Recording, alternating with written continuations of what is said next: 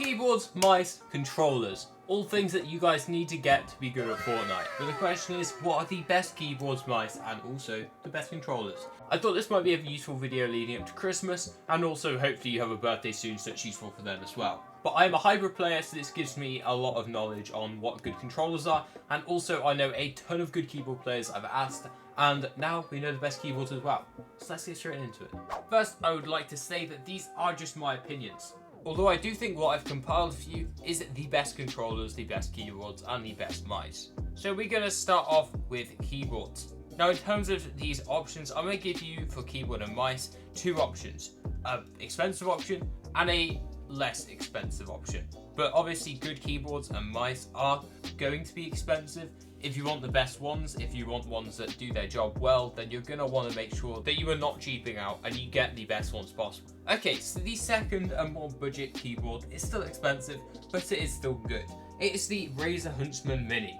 Now this is a keyboard I personally play on, and I think it's a great keyboard. It comes in at about £70, which isn't too bad for a good gaming keyboard. Plus it's 60%, so it is pretty nice to have and easy to fit on your desk. The keys are well spaced out, easy to press, and also it looks pretty clean as a keyboard. It's not doing anything too fancy, but the lighting doesn't look cheap at all. I've played on this keyboard for a long time, and I actually switched from a like £20 Amazon keyboard, and I could tell the difference immediately. The switches felt a lot better, they felt easier to press, it felt more responsive. It is well worth getting it if I'm being honest. But what about the more expensive keyboard? Now this one I've had to ask quite a couple people in terms of what they think is the best gaming keyboard, and they mostly have come back with the exact same answer.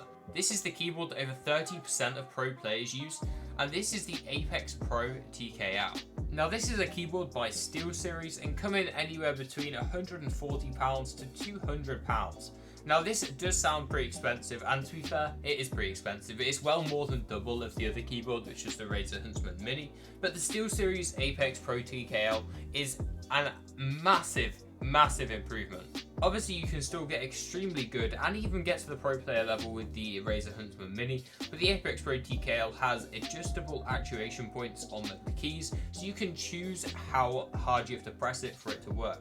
This is obviously super good, as it means that if you are heavy-handed, you can make it so you have to press it a little harder, but if you're really light-fingered, you can make sure that you have it really light, so you barely have to press it for it to work, which means you're going to be super responsive, super quick in Fortnite, and it has all of the same features that the Razer Huntsman Mini does. It even has a lovely screen on it, which looks incredible, I can't lie to you. This is definitely a keyboard that looks the part.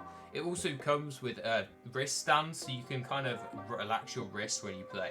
In terms of keyboard, this is the best one on the market. It is cutting edge technology and loads of pros use it, so it's super useful. Now we've gone through the keyboards, I want to ask you a question. What keyboard do you use if you're on keyboard and mouse? Let me know in the comments down below and I'll rate your keyboard out of 10. In terms of mice, now this one is really interesting. I'm first going to tell you about the budget mouse, or the mouse that is less expensive, and then talk about the best mouse on the market. I'm actually going to mention two, but one of them in a little bit more detail. Now this first mouse is the Logitech G403. Now it comes in between £50 and £65, so it is a little bit expensive, but it is well worth the price. Now this one is a pretty big mouse, so it's good for the people who have big hands, and it's also okay for the people who have small hands because the mouse buttons are quite near to the back of the mouse, meaning that you can press them super easily if you need to. It has two side mouse buttons, a mouse button on the top, and also obviously the button on the scroll wheel. It has good lighting, good quality wire, and also it's pretty good for first time keyboard and mouse players. This is the keyboard and mouse, the Razer Huntsman Mini and the G403 I've been playing on for the last 8 months, and I've improved a lot on it. For its price, it is super good and actually gets you a lot closer to the top range mice any other mouse would. It comes with weights that you can put inside the mouse, and it also has a really nice bottom with some good grips on it that allow you to move it pretty smoothly around any sort of mouse mat. Now the mouse, the most expensive mouse, is probably going to be out of most people's price range. However, I want to talk about it still, and this is the Razer Viper V3 Pro. This is currently the best mouse on the market by a mile, although there is one close, and I'll talk about that in a second. It comes in at about £160. Now you can convert all these to dollars, and it's it is pretty impressive how much this costs. It's probably closer to about $190 or $200. But why is it so good? Why is it every time I ask pros what is the best mouse and the best keyboard, they always tell me the Razer V3 Pro and the Apex Pro TKL. Now I've asked multiple people about this and they have given me the exact same answers. The Viper 3 Pro is good because it doesn't have a single bad feature on the mouse. Nothing is noticeably worse quality or ever bad. It is also super light, coming in at 54 grams. It has a 95-hour battery life, meaning that you can complete the cumulative warm-up routine multiple times before it starts to run out of battery.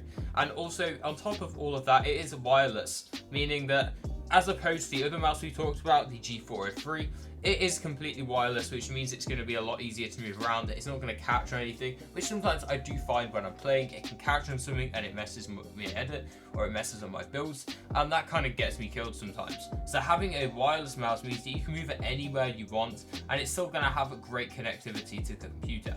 The second option is the G Pro Superlight.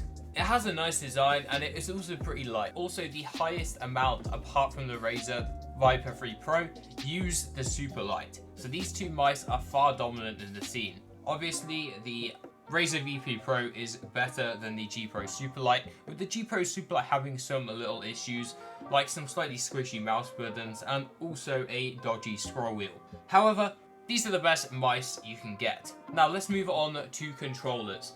Remember guys, having equipment is one thing, but learning how to fight in Fortnite is the most important thing you can do.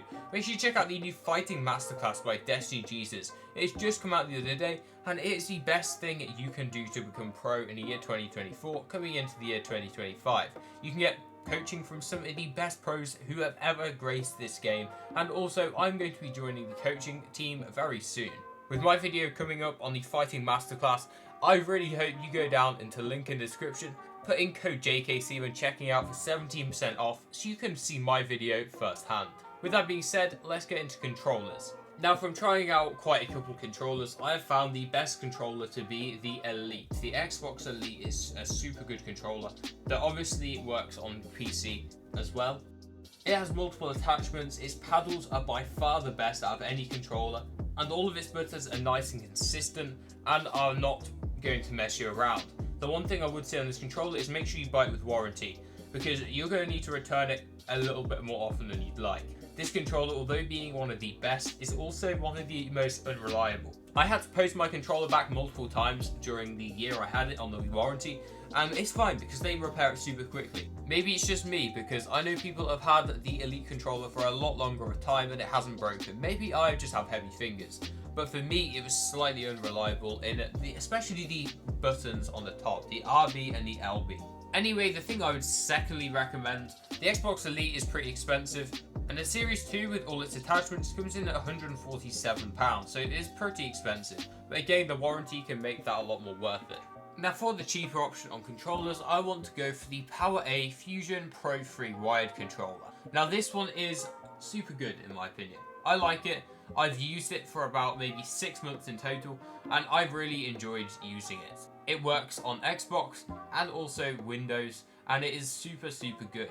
I'm sorry I do not know a lot about PS5 controllers or PS4 controllers. However, I would recommend that you get something with paddles, because paddles can really alleviate your options on controller, leaving you open to a lot more different playstyles and button mappings. So what makes the PowerA Fusion Pro 3 wireless controller so good? Now, it is good because it has a mute button on the controller. That is also an upside. The buttons are also pretty good for only $49.99. So you can actually get it for £50, this controller. And the paddles, it fits 4 of them on it, which again is super good. The paddles are not the best quality. However, I did play on it in 6 months with 4 paddles. So it is very clearly okay in terms of paddle quality. Not quite, actually nowhere near the level of paddles of the Elite controller, but it is still super good. I would recommend it. Anyway, in terms of good value, this controller is it. It was also breaking a lot less for me compared to the Elite controller, probably because it's just that little bit more robust in the way it's built. But I'd recommend it immensely if you're looking for a cheaper controller that is also 100 billion times better than the original Xbox controller. Remember to check out the Fighting Masterclass link in the description, and YouTube likes it when you look at more than one video on my channel, so click on some of the others and they'll tell you what's what in terms of Fortnite. Click on them and I'll see you in the next one. Have a great day, guys.